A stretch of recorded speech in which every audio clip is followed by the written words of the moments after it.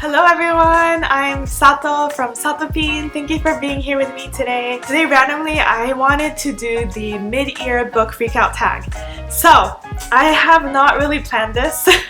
I wanted it to kind of be like natural, like I'm talking to a friend and chit-chatting about books I've read this year or books I'm excited about this year. So let's get to it. Oh, actually first, before we started, I wanted to share the stats.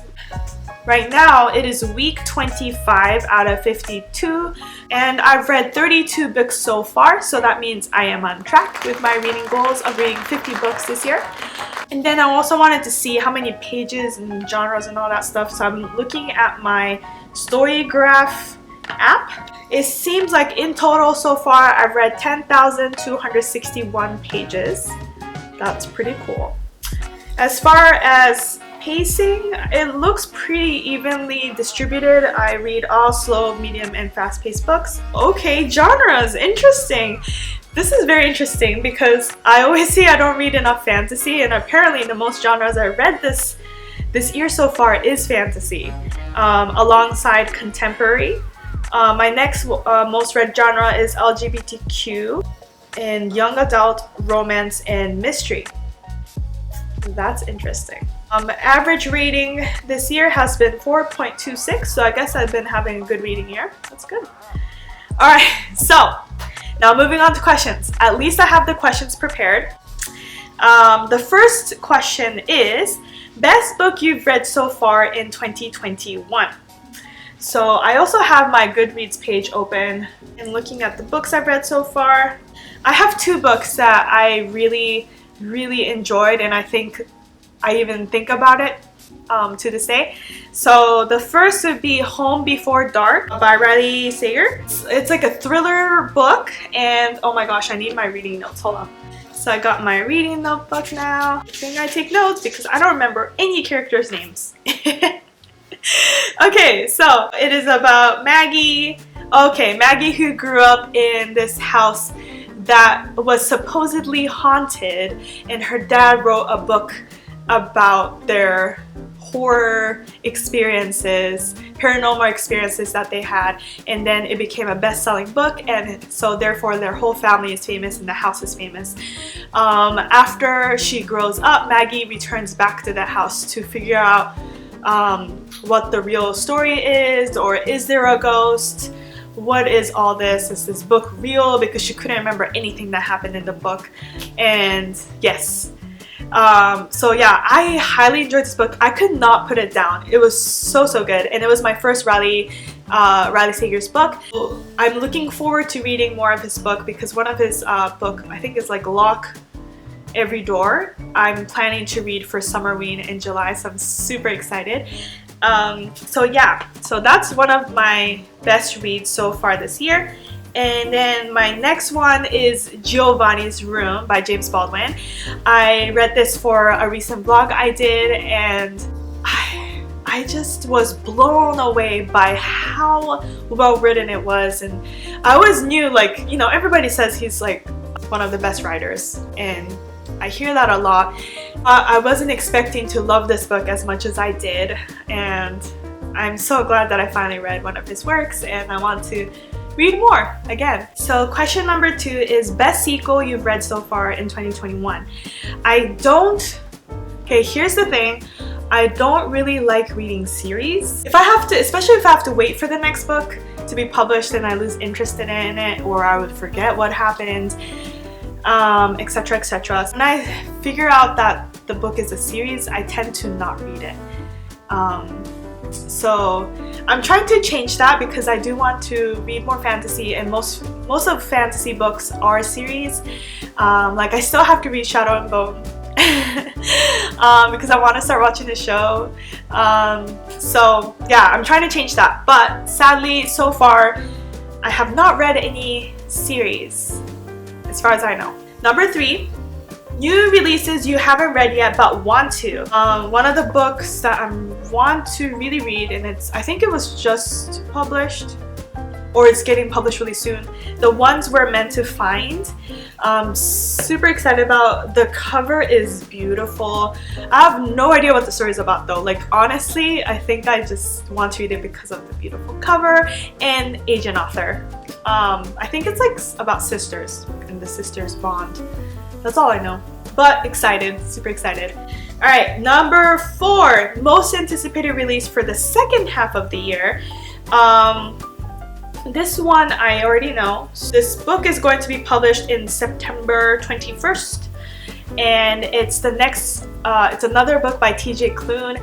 He is one of my favorite authors. I read The House in the Cerulean Sea at the end of 2020, and I loved it so much. I still think about that book to this day, and I think now I need to buy that physical book because of how much I think about it. So I'm excited to read his next book, Under the Whispering Door. So I can't wait. Question number 5, biggest disappointment so far. Okay, so I think I have 2 books for this. The first is The Hating Game by Sally Thorne. I feel like so many people love The Hating Game and I don't know why, and I'm so sad. I wish I liked it along with everybody else, because you know the hype is real for the Brown Sisters trilogy and that romance books. They're so good, but The Hating Game, I just could not stand the main characters, and that's like basically the whole point of a romance book. Like you're supposed to like the characters and root for them. I just did not like that they were so mean to each other, especially the man. He was mean to the girl, and then I don't understand how that equals romance. I don't know. So that's my first disappointment, and then the other one, I just finished it yesterday, and I'm so sad that I didn't love it as I thought I would.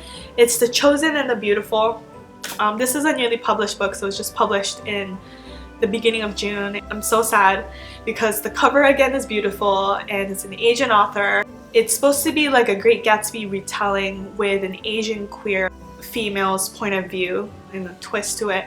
I didn't realize how closely it's going to be related to The Great Gatsby. Like the same characters, Gatsby and Nick shows up, and Daisy, and I was hoping that this one would be a little bit different, where there's more actions and more drama, but I felt like it had the same tension throughout the book. I just wanted more from it, and I think that's what disappointed me, because I also hyped it up so much for myself. So yeah, sadly. Okay, number 6 is biggest surprise. Again, I'm gonna bring up Giovanni's Room because I had no idea I was gonna love James Baldwin's writing this much.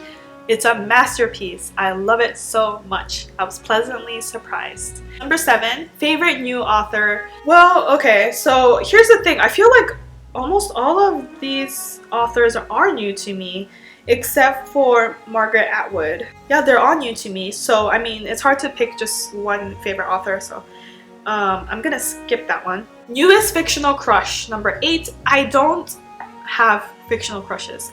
I used to with Harry Potter. I had a fictional crush on Ron Weasley, but since then, no, I don't have fictional crushes. That's not a thing for me. So I'm going to skip over to number 9, newest favorite character. I know right away. I loved Pong from A Wish in the Dark by Christina Soontornvat.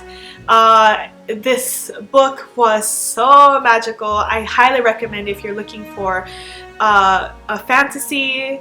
I think it's like a middle grade fantasy book with a Thai twist to it. It's so good. I cannot rave about this book enough. I think I talked about this book so many times on my channel already. But Pong is one of my favorite characters from the book. He's the main boy in the book, and he's kind of born into the world unlucky, as people say. He wasn't born into high society or anything like that. He's an orphan. He's like a little boy. He's 11, I believe, and but he is so thoughtful of his friends. He always does what is right, and I just found him really cute. Like it's like a little boy from A House in the Cerulean Sea. Like just a really lovable character. All right, number 10, Book that made you cry. I don't cry that often in books, so if it makes me cry, just know that the rating will go up. I think I cried a little bit in The Invisible Life of Addie LaRue, but it's not like I was bawling my eyes out. Maybe that counts. I like teared up. I think that's it. I really don't cry. Oh, no, I lied. Like literally the first vlog I did for this year, I cried reading Homebody by Rupi Kaur. It's a book of poetry that are so relatable, at least for me.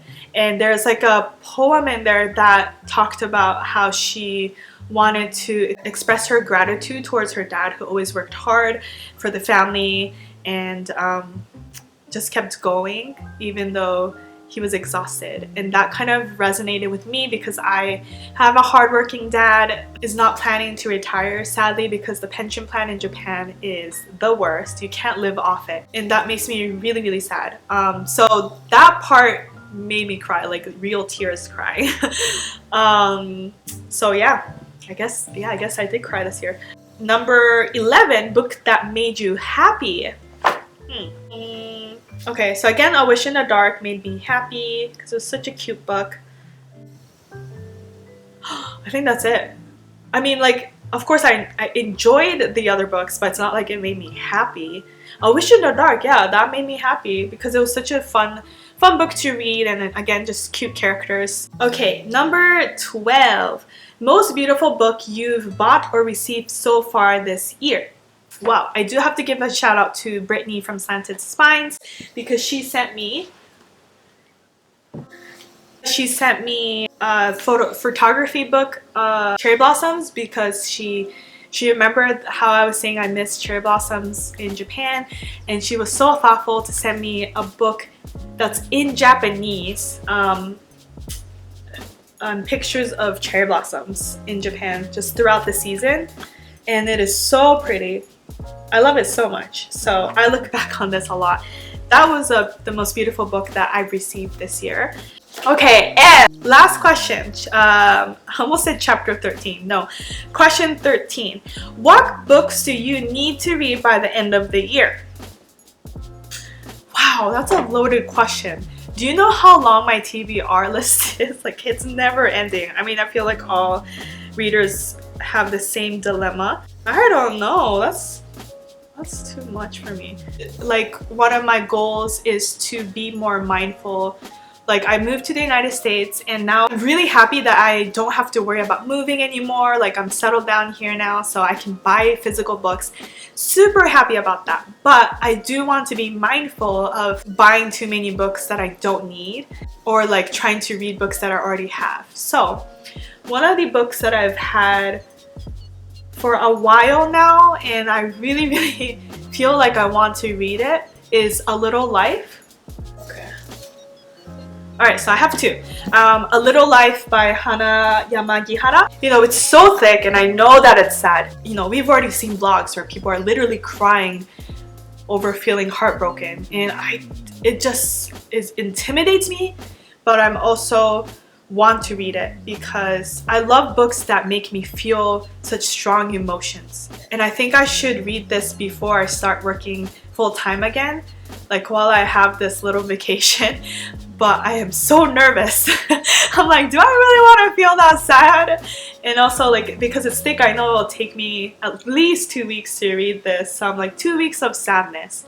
Do I really want that? So but I really do want to read this. And then the other book I want to read by the end of this year is 100 Years of Solitude by Gabriel Garcia Marquez. One of my favorite booktubers is Emmy, like Emma from Emmy, and she reads like lots of classic books, and I think this is like one of her favorite books that she's ever read. And I found her through a vlog where she's reading this and gushing about it, and she inspired me to pick this book up, and I really want to get to it. But again, this is another book that intimidates me because there's like a family tree, and she was talking about how a lot of names are similar to one another, so it can be confusing. When will I ever be ready to read this? Who knows? But again, I do want to read this for sure.